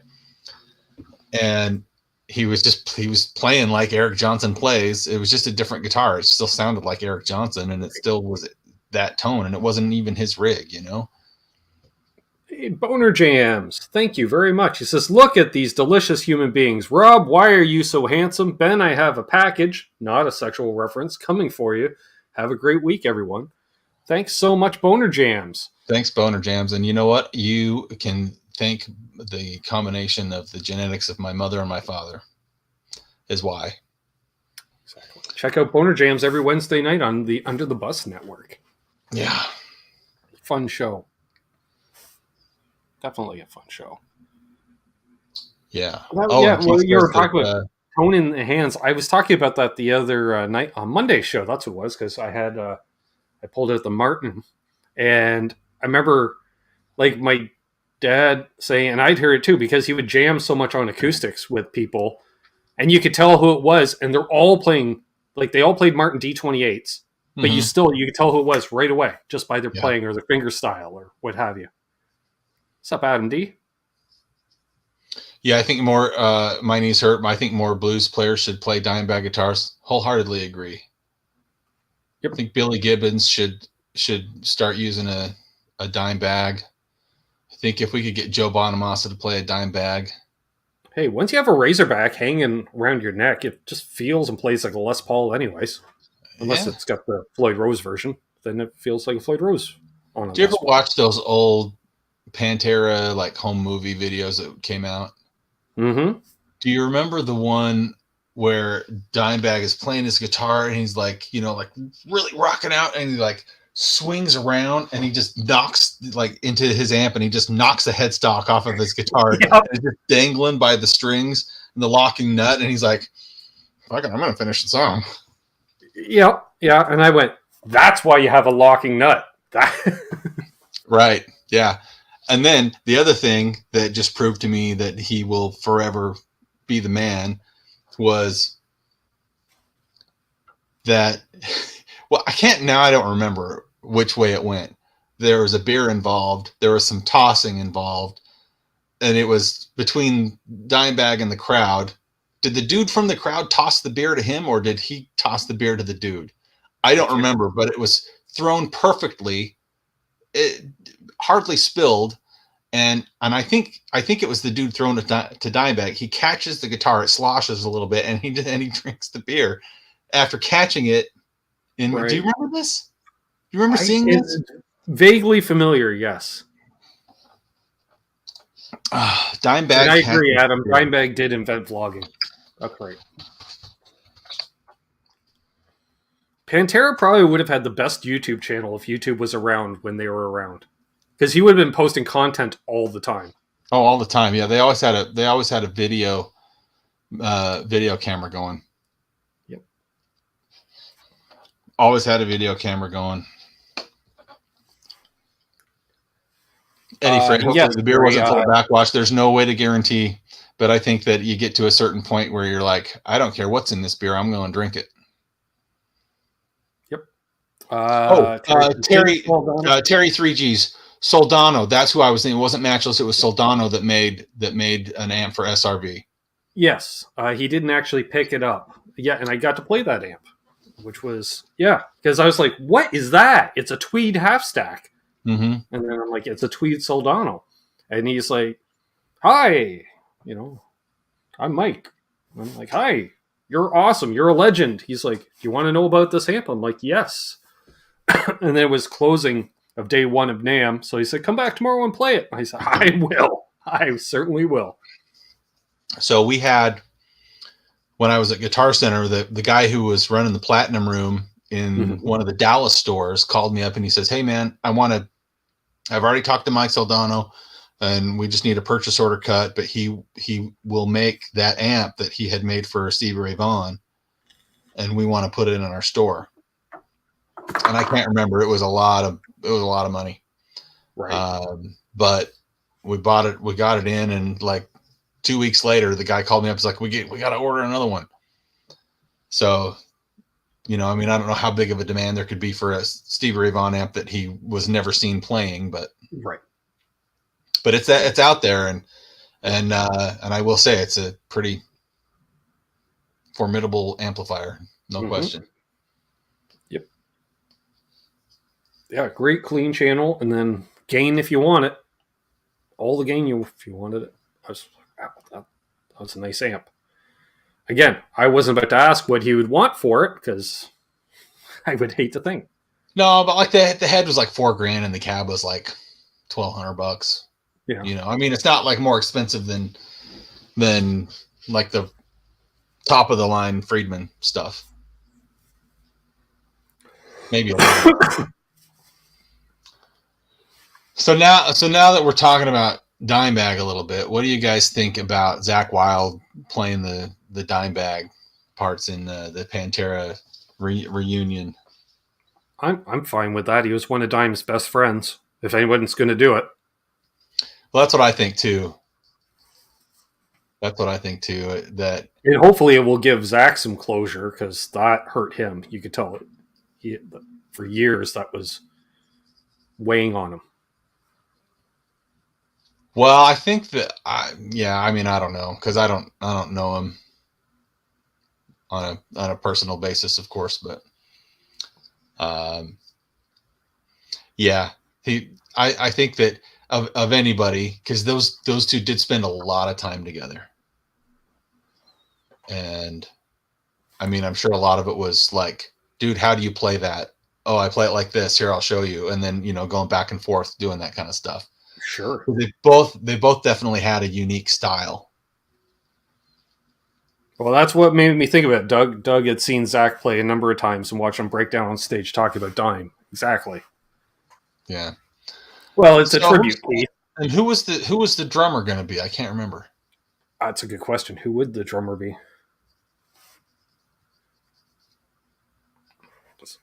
A fair amount of capable drummers out there. Oh, wait. Was the drummer from Anthrax? I don't know. But that would make sense too. Yeah. Yeah, Doug Strong says drummer from Anthrax. Charlie. Yeah, Charlie Benatti. Yeah, that sounds right. Expensive. Yeah. I like the idea. Car. How many people are going to get that reference? My knees hurt.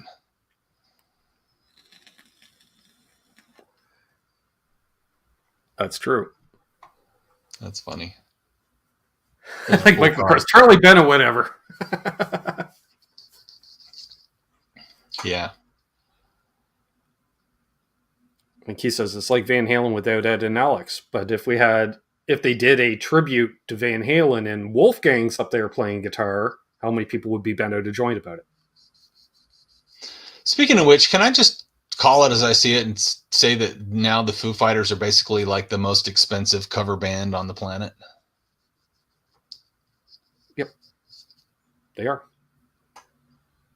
But if they do the whole set of nothing but Bee Gees, then it's a tribute act. No, it's they've got to dress up. If they want to be a tribute act, they got to put on like the fake teeth and they got to dress up in the white suits. No, they are good. Yeah, they're good, but I don't know. I love the Foo Fighters. I love Foo Fighters music. I love the stuff that they've written, but it's also fun to see them go up and back up, other bands. I mean, Isn't that just what, and you can tell they're all having a blast doing it. And isn't that the whole point of getting up and playing the guitar on the stage? I like it when bands have a blast. Like at what point do you go, I hate my life. I hate that this is my life. And you're standing up there, poor me. I'm getting paid to play my guitar and my life sucks.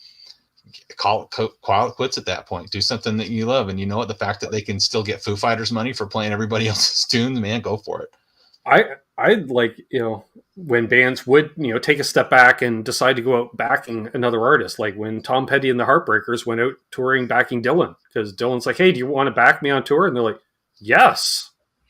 Well, that's it. Is it different? I don't know. Maybe that's about the same thing. Yeah, that's probably about the same thing. Because they were established. It was mid-'80s at that point, so they were already established as an act. Yeah. Kind of on their lull before Tom did his solo album, which was basically the Heartbreakers on it, but we're not going to say that the Heartbreakers are on it. Right. Well, I'm trying to remember what the deal was. There was a reason why some of it was Tom Petty and some of it was Tom Petty and the Heartbreakers, but it was mostly the same musicians. And I think it was just a contract issue whereas Tom Petty and the Heartbreakers Incorporated or whatever, being the official name of the act, could have one record contract. But if Tom Petty wasn't happy with the record contract, maybe he could go out and get a contract just being Tom Petty. And it might even been some of the original contract. Heartbreakers bring out 5 albums and Tom does a solo album. You do the 5 album. Yeah. And you're like, oops. The story's out there somewhere. Somebody knows this story. Yeah. Somebody knows this story. Yeah, I think it was almost organic. I think it was like Tom and Jeff Lynne were hanging out, and next thing you know, they're hanging out at Mike Campbell's place because he had a recording studio in his garage, put some ideas down, and next thing you know, you got an album, which those guys, all of a sudden, when you get inspired, all of a sudden you got an album after a weekend, you're like, well, I guess we're doing this now. Yeah, I guess this is the thing, right? Yeah. Well, and then there's the magic when you get songwriting and you either whether it's yourself and you get in the right mind space, or whether you've got a partner that you're writing with or a group that you're writing with, when things start flowing, you start really getting excited, like, oh man, we got to put this down as fast as possible. and then we'll fix it later. But we gotta make sure that we know all this stuff. Right. And you don't want that to go away. You want that feeling to come back again and again. And if it does with the same group of people, that's how you get monster hits for years and years. Exactly. I just remember, was it when the Wilburys came out, I think I was like 14, 15 when they came together. And of course, I knew about Tom Petty because he, being the youngest one in the band, I was most familiar with him. And I'm sitting there watching like their first music video with my dad. And I was like, wow, they stuck Tom on bass? He's like, well, you got Bob Dylan and a Beatle playing guitar. Yeah, how many guitar players do you need? Yeah, of course. Someone's, he's got the short end on that. Jeff Lynne produced it, so, Of course. Stick Tom on bass. But even then, they moved around because you'd see some of the B-roll stuff from, they were doing a documentary when they were recording one of the albums, and there's Bob Dylan standing there playing a Jackson bass. I'm like, how does Bob Dylan even own a Jackson bass other than someone gave him a Jackson bass? Well, it's probably just what was hanging out in the studio, right? Oh, they were at someone's house. That's what I was like. Really? I think they were at Bob's house. Yeah, and I'm just like, how? Other than maybe he just sent somebody down to Guitar Center and just buy the cheapest bass they got down there. I just need a bass. That's funny. That's hilarious. Yeah, because it was basically a Jackson P bass type thing. Okay. But just look weird. A nice Jackson headstock. It's like that. Well, when did that come out? Like 85, 86? I was going to say 88, 89. Well, there's only one way to find out. Only one way to find out. Traveling Wilburys. Supergroup. The supergroup Traveling Wilburys. Cheers, Dennis. Roy Orbison. And Roy, right. And Roy.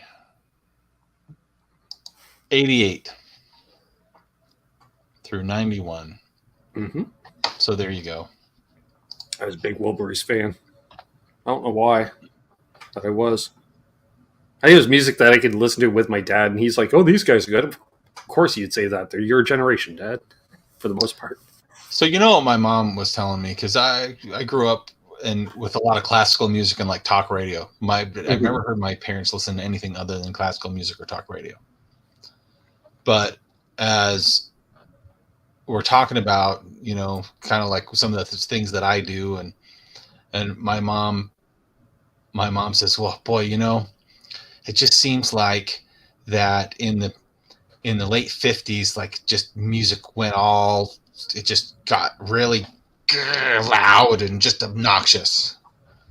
I'm like, because of the guitar?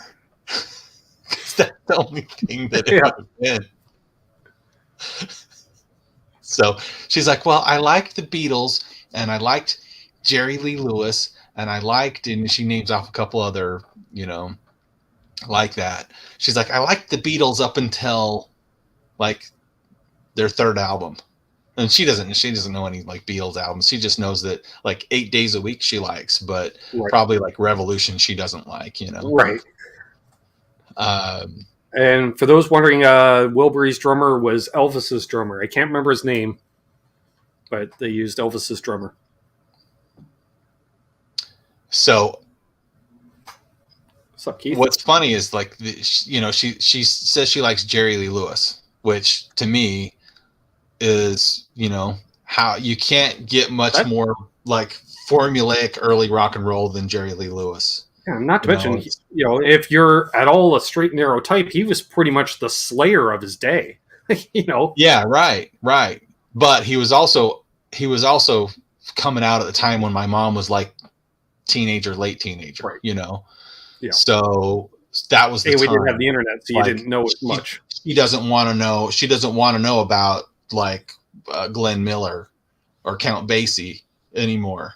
She wants to know about this new stuff, because that's what we all do, and that's what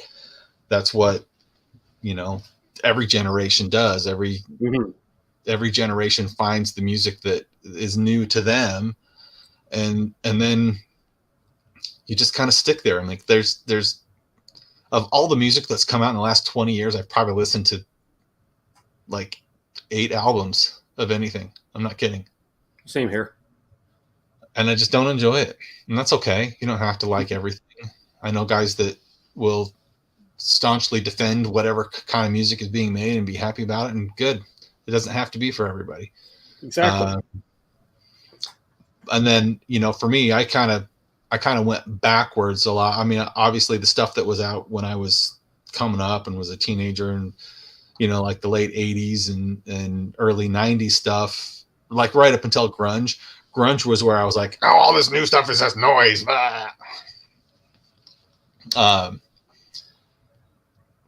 But then you go back and like, why would my mom like Jerry Lee Lewis but not like Leonard Skinner? Mm-hmm. Doesn't make any sense, because for the most part, the music's not that different. That's true. The instrumentation is different, but the music's not that different. Yep. And it's not like Leonard Skinner is like this crazy raucous thing. It's pretty standard, and it's good rock and roll. Yep. There's good, you know, so I don't know. I mean, it's just it's funny that she stops at Jerry Lee Lewis and can't get into, you know, the band or like the stuff that Eric Clapton did, whether you love or hate Cream. They had some stuff that would maybe been considered noise, but sure, a lot of stuff that was really listenable, you know. Yep, that's true. I remember saying that to my dad going through, you know, musical journey as a teen. I'm like, why didn't you ever listen to these guys? He's like, too much gain. That was his answer for me. Too much gain. And if that's the reason, okay, that maybe. Yeah. No, he did have a couple Steppenwolf albums, and that was about his limit. Steppenwolf was pretty fuzzy, though, wasn't it? Yeah, it was pretty aggressive for the time. Yeah. Ooh. All right. Boner Jams, thank you for the super chat. Rob, thoughts on drop-tuned and 7-string guitars? What's your Mount Rushmore of current-day guitarists? Okay, we'll start with the drop-tuned and 7-string guitars. To each his own, I'll say, if that's what you like. I don't own a 7-string, and I will go from my gigging guitars. I tune into E flat, and then I've got the D tuna on there. Then I go down to basically a drop D flat. Excuse me. I just think if you get to a certain point on these extended range guitars, and as a guy who also plays bass, I wonder what the point of having a guitar tuned that low is, because there's only so far you can go down on a bass before it just turns into a rubber band, you know. All right, so Mount Rushmore of current day guitarists. Sure. So I guess I got to be giggling. I gotta say that what is it, Tim Henson? Mm-hmm. Have you watched that guy play Polyphia? Have you watched him play? Mm-hmm. The thing is, there's so many guys with just incredible talent that are doing something totally different. And by totally different, I mean, like, they don't sound like they just graduated from GIT a couple weeks ago. So they don't sound like Paul Gilbert, and they don't sound like Joe Satriani, and they don't sound like to me, I like John Petrucci. I think he's an amazing player, but I will say that there's definitely times where I can't tell if it's him or Joe Satriani. So, like, if you listen to the Liquid Tension Experiment stuff, that sounds like Joe Satriani. I had to look it up when I first came on my automatic thing on Pandora or something a long time ago, and I was like, "What is this? Is this a new Joe Satriani record?" And I'm like, "No, Liquid Tension. That's John Petrucci." So, but there's guys like Tim Henson. There's guys that are going out there and they're just doing something completely different. And I just don't know that they're ever going to get the recognition that is deserved. Mm-hmm. Because we're all so fixated, and it's not a bad thing, but we're also fixated on Steve Vai, who's the undisputed heavyweight champion. I'm a huge fan of Vai, no question. I mean, you look over here and you see I got a couple of gems, and is there only one gem? There's the one down on the rack over there. Anyway, I've got like 5 gems. I'm a huge Steve Vai fan. Don't get me wrong. But there is just something about the fact that we're so fixated on kind of like the before times as guitar players. Right. And, you know, it's like the same mentality where guitar players watch other bands like this. And it doesn't mean that you're not enjoying it, but you are constantly judging other guitar players when you go see them live. So, I mean, obviously I love Nuno Bettencourt, and I love Eddie Van Halen, and I love Steve Vai, and I love, you know, like the typical list. Mm-hmm. But if you get into kind of the weird stuff, like the stuff that people don't think about when they're thinking about Guitar Heroes, like go back to the like the late 80s, early 90s. And did you ever listen to Shotgun Messiah? I remember Shotgun Messiah. That guy, Tim. Like where are they from? Like Sweden or somewhere, or Netherlands or some Scandinavian, like Broke Down Boulevard or something like that. Yeah, Heartbreak Boulevard. And the thing is, the vocals were so like he would sing in tune, but they all sounded so gutter. Do you know what I mean?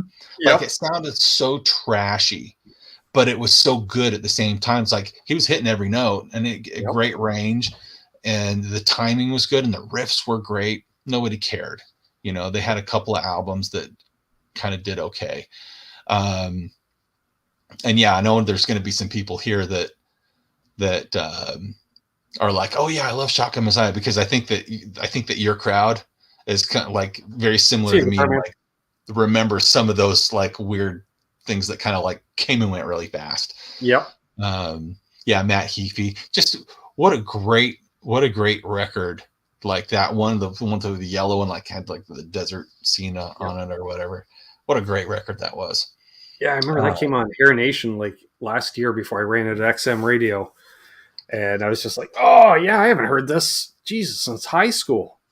But like even the ballad from that record, I can't remember what it's called, but it's like his voice is so like he sounds like he's really intoxicated, but still hitting every note. Like his phrasing, but it's all perfect. And it's like, oh, go listen to it. Like you guys, if you haven't listened, go listen to the Shotgun Messiah record. It's good. Mm-hmm. Yeah, Trivium is a great band. I mean, there's so many great bands, but I got like, you know, everybody loves Sinister Gates. Mm-hmm. And I listen to Sinister Gates and I go, yeah, he's a great player. He technically knows what he's doing. I am definitely wowed by his prowess on the guitar. I can't play like that. But I also I don't like when I'm done listening to it, I don't be like, I got to listen to more of that.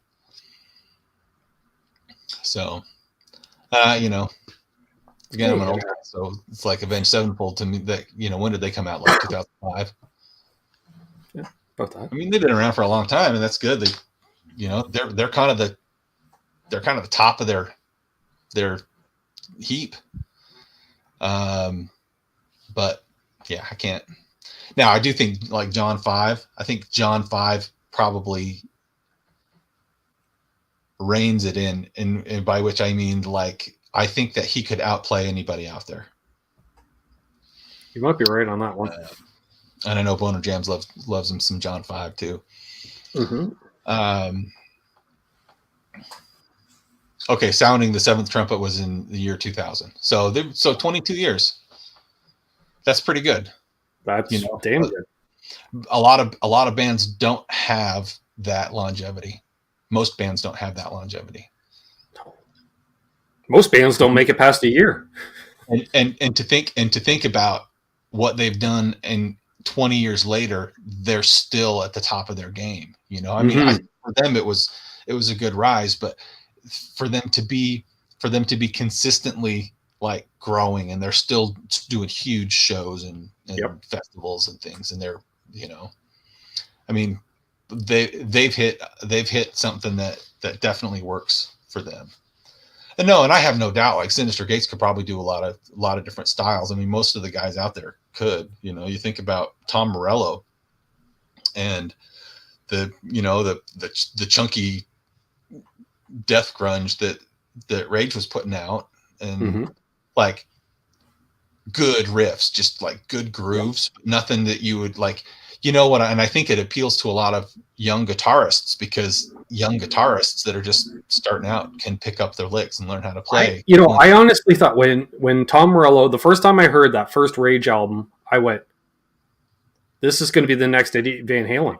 He's rewrote the script on guitar. Unfortunately, we didn't have 1,000 people come out the next 5 years trying to all imitate him. So it never happened. But the way I saw it was the way Hendrix rewrote the script, Eddie rewrote the script, Tom Morello rewrote the script on how to play guitar. I don't doubt that. I don't know if I wholly agree with it, but I see your point for sure. Yeah, it never quite panned out, but like I was waiting for that. Maybe going for it. Every hip hop artist was then going to have a guitar player on stage, just doing Tom Morello stuff. Yeah. Well, like Wes Borland was almost that, right? I mean, there's a lot of like, and almost in a way, the dudes from Korn were doing like some weird noises, although they weren't just doing the riff and then weird noise. And certainly like different levels of gain. But think about Tom Morello. So he was a GIT graduate, and he came out of GIT sounding like everybody else, like Paul Gilbert, So he had a band called, sorry, it's coming to me. Had a band called, I have the CD. I bought the CD. I can't remember, but anyway, it was a metal band. It was like a pop metal band, and it wasn't like as bad as you'd hope it would be, but it just really wasn't great. But there was a lot of shredding on there. Like he is wholeheartedly a shredder, like can play whatever you put in front of him. And one day I was reading an interview, and he said one day I just said to myself, man, why am I trying to play like this? Everybody comes out of GIT playing like this, and all I'm going to do by putting this on a record is blend in with everybody else that's not making it. And then one day he goes, hey, I've got a whammy pedal. I've got some fuzz and some distortion.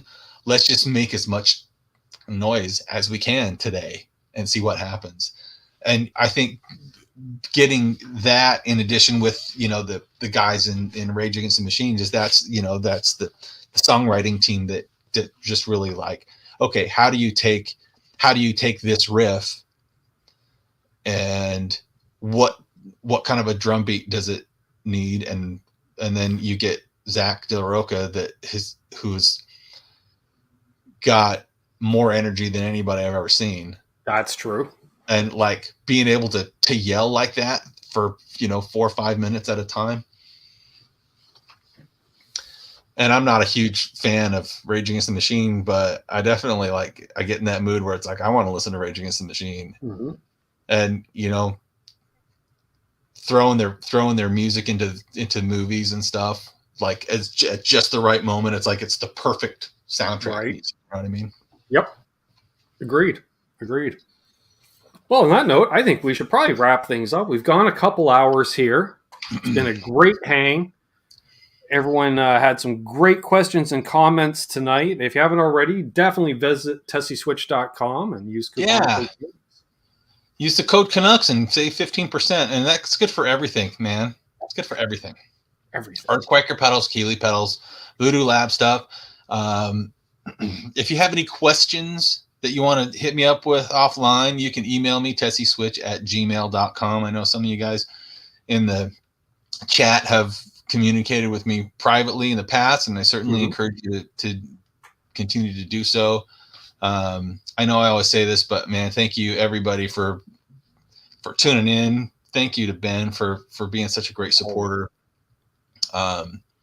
I mean, I know that we met because of what I do with the kill switches in the business, but just as a as a cool friend, you know, I'm happy to Yeah. know you, and I'm grateful that we were able to meet. But honestly, I'm so grateful for everything that That's you do. true. Yeah, we met through a business years ago, but have been friends ever since. That's for sure. Yeah. And you know, and I can't even tell you, man, as a small business owner, um, every order is important to me. Every Sure. customer is super important to me. And, you know, I just want to, and my whole goal is to make sure that as everybody leaves having a good experience, whether, you know, I mean, which is easy to do if nothing goes wrong, but when something does, you know, I always go out of my way to try to Sure. make it right, because you know, if something does go wrong, it's not your fault. It's not the customer's fault. It Exactly. might not be mine either. Usually it's has something to do with shipping. I'll just tell you that's 99% of it. But Shipping. it's still not the customer's fault. And No. as the guy who is the supplier, I think it's my response. I mean, I could just say, oh well, you know, take it up with USPS. Well, they're not going to do anything. But you know, I just want to make sure everyone gets treated the way I think I ought to be treated. You know, I would want to be treated. I would want to have that courtesy extended to me. And so I just try to live every day of my life with that. You know, it's cheesy, it's campy, it's the golden rule: do unto others, right? As you would have, and that's just, and so, you know what? I don't care if people treat me badly. I'm going to do what I can for them, but I'm also not going to sit back and just allow, you know, there's times where I've had people, I mean, not very often, but I've had people that are real knuckleheads try to abuse me and threaten me. And I shut it down. You know, I do everything I can to make them happy, but I'm not Yep. going to deal with negativity like that. Life's too short. Okay, Josh, let's get the old gumball machine plastic balls to ship them in. Oh, Lots of parts over there, Gary. I don't know. That might be more expensive than what I'm currently doing. Who knows? Yeah. No, not really, because like the little switches, I just ship them in a little, you know, a little plastic bag with a header card. But exactly. Yeah, man. I mean, I can't even tell you. I mean, when I look through the chat and I see so many names that I recognize from Sure. people placing orders, it warms my heart, and it really, like, I want all you guys to know every single time that it means so much to me. I can't express it enough.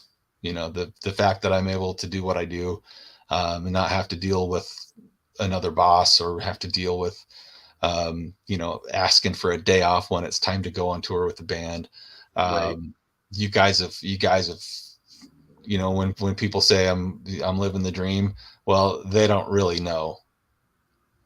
I mean, it's a lot of hard work to do what I do, but the fact that it's even possible at all, it's not because of me. It's because of the guys in the chat, and because of you, Ben, and just everyone who decides to trust me and say, yeah, I'll spend my money with this guy, see how it goes. Well, I try, Doug. I do try. Yeah, I like promoting good products. You know, people can call me a shill for it, but I don't care. I look as words of wisdom. You know, put it out there. And no, Michael Kress, we don't ship everything in glitter, because you would be sitting back and watching the world burn.